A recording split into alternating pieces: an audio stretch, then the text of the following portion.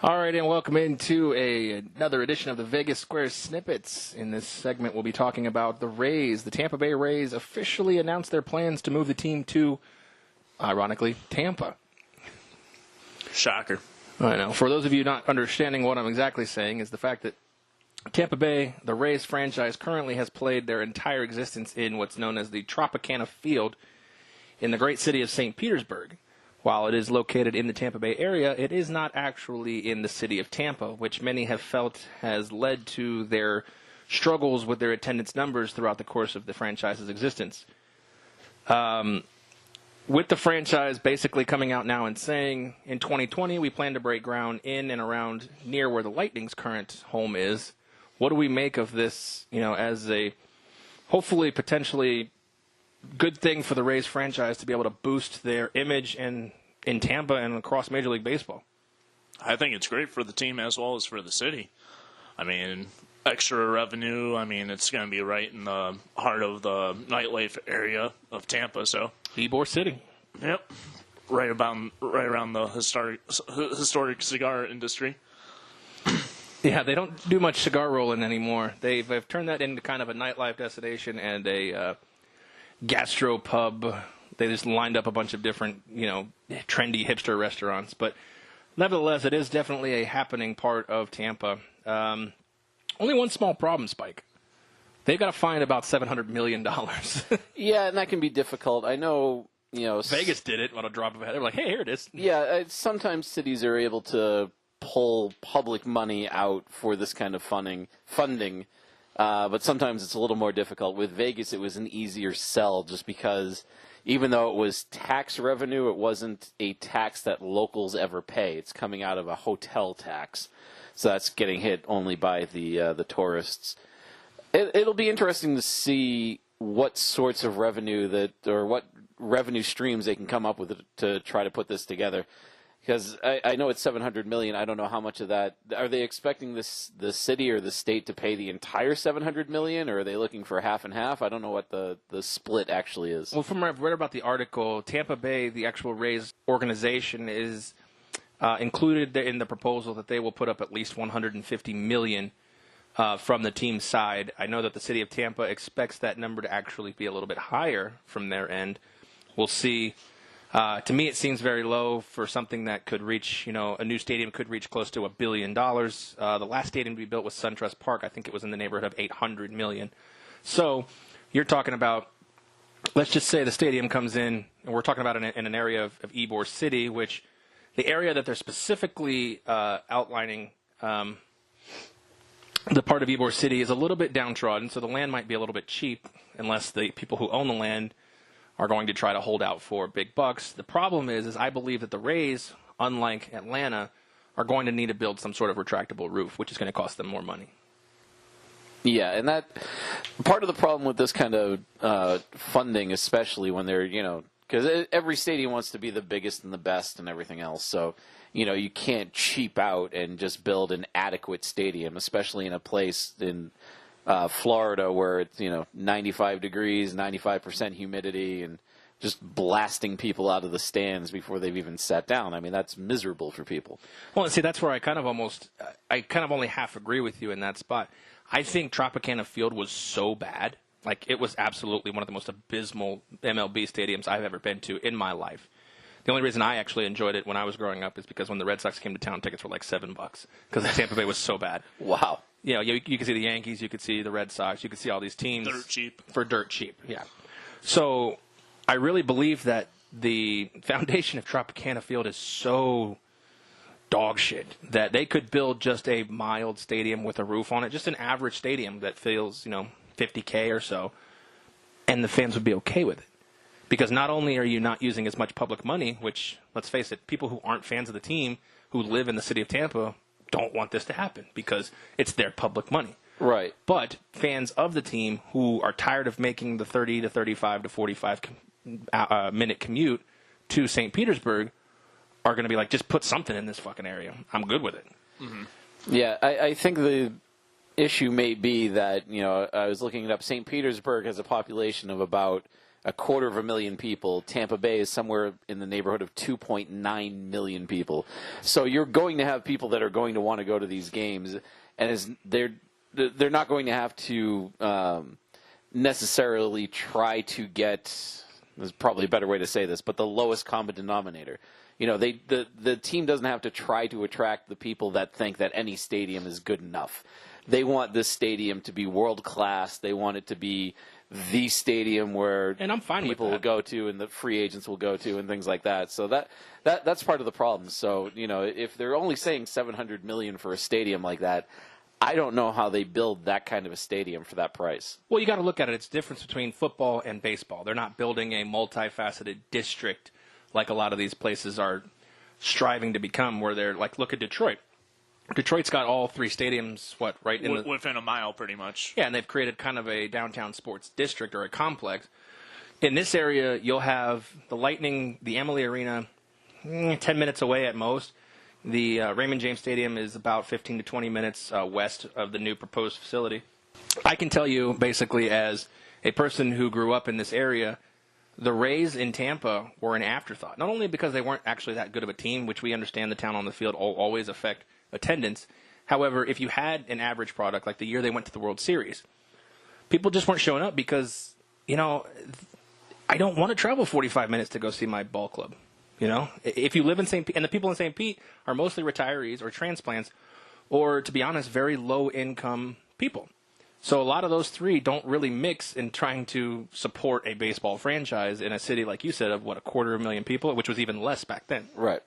Yeah, it's 250,000. So, but that's what I'm saying. When they move to the bigger, busier, more, metropolitan area, more diversity within the socioeconomic realm, and then more, locals and people that grew up in that neighborhood, they're going to expect something bigger and better than, just a cookie cutter type stadium. Right. I can see what you're saying, because obviously when you see how your money is spent, $700 million or plus, I think this thing might with the roof, get up to close to $1 billion. When you see how your money's spent, you want to put a good product out. The site's proposed on 14 acres in Ybor City. Like I said, the budget proposed is $800 million. I think it'll probably, nothing's ever right on proposal of budget. Of course not. I think one of the big differences, between the football stadiums and baseball stadiums, aside from the fact that they're trying to build big districts around the stadiums, is that football stadiums are charging the season ticket holders personal seat licenses. So you're asking for people to pay not just for the tickets, but they have to pay for the rights to buy their own tickets. For the licenses. Is Major League Baseball doing that, though? No, they're not, and that's what I'm saying. Oh. For football, they are. And that was one of the reasons that people were, even the locals were upset about the Raiders getting so much money, because they're potentially going to make about $800 million on personal seat licenses, so they didn't necessarily need public funding for that. For baseball, since they can't do that, they have to rely more on the public funding. So it'll be interesting to see how they're able to put $700 million, and that's $700 million for the stadium. Let's not forget, you're going to have to improve the roads and the transportation around it. You're going to have to improve all of the services like the sewers. Which in Vegas they've else. already started doing with I-15 project. Right. They sort of had, the I-15 and some of the other roads around it, they had planned to do in the future. So when the Raiders were coming, they just kind of had to expedite the process. Yeah, they shuffled around when they were doing certain projects. But I don't know if they have necessarily the same plans in place for this. What is it? Ybor City. Ybor City. Ybor. So actually, they're now calling it Raybor. Oh, for fuck's sake. Tampa Bay Raybors. No. I like the Devil Rays. Yeah, well, the Devil Rays. Can we talk about why aren't they the Devil Rays anymore? I think it was. Was it a religious thing? I think it was a bunch of snowflakes that made them change it. God's sake. No pun intended. So, so for that kind of thing, I'm very curious to see how they get not only the money for the stadium itself, but for the infrastructure improvements around the stadium. Yeah, and St. Pete keeps offering up a redeveloped Tropicana field as their pitch for a site, because the lease ends with Tropicana, I believe, in 2020. And from when I lived in Tampa, probably since about 2000 7 or 8, probably about 10 years into the franchise, they've been trying to get out of St. Pete as hard as they can. And the Rays, when they opened up as an expansion franchise, signed like a 25-year deal with Trop. So they kind of got locked into some shit for a while. But this really seems like the first step to actually building. It almost seems like a new franchise. You know, the Lightning did this I think Amalie, which was the Ice Palace back then, I think opened up in like 96 or 97.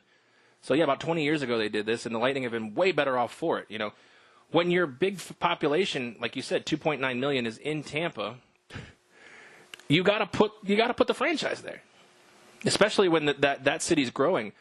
St. Pete, while you're telling me it's grown over the time, it's not growing at a rate to be able to support franchises, sports franchises. Yeah, you're comparing 12 times the population of Tampa compared to one of St. Petersburg. I mean, you're definitely going to put butts in those seats. So, just the one Peter? Just the one Peter. All right, so the Tampa Bay Devil Rays are gone. I just wanted to touch on when you asked about the 2001. It was 2007. They dropped just to the Rays. 2007, okay. So more recent than I thought. So we're talking about almost over a decade ago. Yeah. But, I mean, that's still – it still feels like they're the Devil Rays. I guess the question is, for me anyway, because I haven't been following this as closely, had there been talk of completely relocating the team out of Florida if they weren't able to get out of St. Pete? There have been relocation talks. There have been contraction talks. There have been talks about both of those with the Tampa Bay Rays and the Florida or Miami Marlins at this point. I think Tampa Bay really wasn't at the forefront of those like Minnesota and Miami was, because you're telling me that franchises aren't working in Minneapolis and franchises aren't working in Miami, Florida. They need to be examined for other places. Telling me a franchise doesn't work in St. Petersburg, Florida, when the owners of the team want to go to Tampa, the metropolitan area, it makes more sense that, hey, look, let's give them a shot in Tampa. Let's see what happens. Now I think that this is going to be the case. I think the MLB has to get on board with this, saying, let's blow up the Trop at this point and get them over to the same area as the Bucks, same area as the Lightning, and let's get them into this sports haven that is Tampa Bay, because Tampa supports the Bucks, Tampa supports the Lightning, Tampa does not support the Rays. And we all know, everybody who is affiliated with that area, we all know the reason why is because they're too far away, out of sight, out of mind. So when you're talking about relocation, I don't think they've been at the forefront as much as the other teams because they haven't had their chance yet to be in a major metropolitan area. I see, okay. So how much of this is being sort of shoved forward by Commissioner Manfred? I don't see anything as far as the actual articles that have come out. I don't see anything. That's what I'm saying. I think the MLB has to get on board because realistically, the next step, I mean, where are we talking about relocation options? I mean, we've talked about Vegas. It's too hot. If they build a dome, maybe we might support it. There's a lot of things going on for 82 games a year, 81 games a year. You've talked about Portland. I don't know if they really want more baseball in the Northwest. Seattle doesn't really do that great, to be honest with you. So there's not really a lot of relocation options at this point. Kansas City's been another one talked, but I think realistically Miami would go before Tampa Bay would go. Okay. Interesting. So I think Tampa Bay is going to get their shot at being in Tampa. They're in a great location. From when I look at the map, like we talked about it off the air before we started doing this. Let me see if I can pull up that map again. You see, just to the south is the cruise ships. You know, it's a big tourism area right down there, down in the Water Street development, which I know you guys can't see it. I mean, I know you guys can see it, but the people who are listening can't see it. Down in the Amalie Arena area, Channelside Drive, it's a big nightlife destination for a lot of young and youthful people who like to go out and have a good time. God damn those people. Ybor City's obviously a nightlife destination. And to the right, you have the Brandon area, the new Tampa area to the northwest, which is filled with a lot of people with some decent incomes. And down under the Water Street, under the Amalie, you have Harbor Island, which we talked about is filled with the lifestyles of the rich and famous. So that's an area I think the Rays want to be in. So what do they do with the current season ticket holders at the Trop for this? Do they get first crack at season tickets at the new place? Do they get automatically moved? Like, I'm not sure how something like that would work. My initial guess would be that they're going to get first crack at their general seating because, I mean, obviously they're not going to be seat for seat. They're going to be a little different in the new place. But yeah, of course. You know what I'm saying. Their general section, I think they're going to get first crack at it. I wonder, the question I think you're asking is if they've signed a 5-year deal 2 years ago or 2 years before they go in the stadium, are their seats going to transfer over? Is that what you're really asking? Well, yes, would they transfer over? But the other side of it is, you know, if somebody that lives in St. Pete proper that doesn't want to commute to Tampa Bay, I got to think that they'd be able to get out of their contract. I would imagine they'd let them out. I would hope so. I think at this point, once they get the approval, the funding, and the stadium site, which has already been purchased now that I'm reading more into the article, the stadium site has been purchased. Once they get the funding and everything locked down, I think any season ticket sales. So like I said, if they go in 2023 and you've signed a 10-year deal, I think your season ticket sales are going to be cut off for Tropicana Field 2023. Gotcha. But again, whenever the season starts for the new stadium. Yeah, whenever the first season is, I think your ticket package will cut off there, or they're going to try to sell you on the benefits to now for 20 years you got to stay here and go to the Trop. Now, while everybody else has come here, now you can go that way. So that makes sense. Yeah, I have a feeling they'll have an easy time getting season tickets sales in their new location. I think this is huge for the city of Tampa, and it's really big for the Rays. Now the question is with their attendance spikes, which I believe are inevitable, I think they need to compete, and that's a hard division to compete in. So it'll be interesting to see over the next. I guess we're 5 years away. We're proposed 5 years away from this even becoming a thing. So yeah, I mean, yeah, that's the problem is that once the team shells out all that money for the new stadium, now they have to turn around and shell out the money for a team and compete with the Yankees and the Red Sox. Well, even just competing. I mean, maybe they may not make the playoffs right out of the gate in the new stadium, but I mean, the fact of the matter is that they still have a lot of Yankee fans, a lot of Mets fans, a lot of Red Sox fans are all transplants, and they live in Tampa. So I think they're not going to have a problem. I think they don't need to go crazy. Don't need to build a 70,000. I think they need to build a 40 to 45,000 seat stadium, and I think they'll be fine. So, I mean, any team's going to have tough competition, or any team's going to have a tough time filling the weekday games. We know that. So as long as they fill the weekend and they put a decent competitor out, I think this is going to be nothing but positive for the Rays going forward. So we appreciate you listening to another Vegas Square Snippet. Tune in for the next one. We'll talk to you next time.